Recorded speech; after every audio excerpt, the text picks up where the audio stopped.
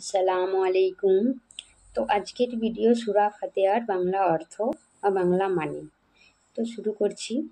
যারা নতুন তারা চ্যানেলটিকে আমার সাবস্ক্রাইব করে নেবেন নতুন নতুন ভিডিও পাওয়ার জন্য, এবং ভিডিওটি ভালো লাগলে লাইক করবেন। তো শুরু করছি। বিসমিল্লাহির রহমানির রহিম। পরম দয়াবান করুণাময় আল্লাহর নামে। আলহামদুলিল্লাহি রাব্বিল আলামিন। সকল প্রশংসা একমাত্র আল্লাহর জন্য। আর রহমানির রহিম, যিনি পরম দয়াময় নিরতিশয় মেহেরবান। মালিক ইয়াউমিদ্দিন, এবং বিচার দিনের মালিক।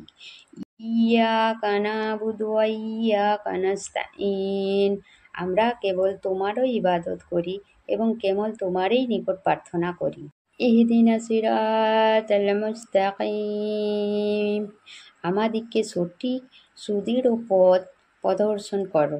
সিরাতাল্লাযীনা আন'আমতা আলাইহিম গায়রিল মাগদুবি আলাইহিম ওয়ালাদ-দাল্লিন,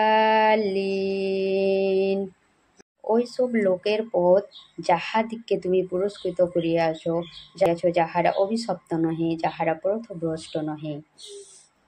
তো এই ছিল আজ সূরা ফাতিহার বাংলা অর্থ।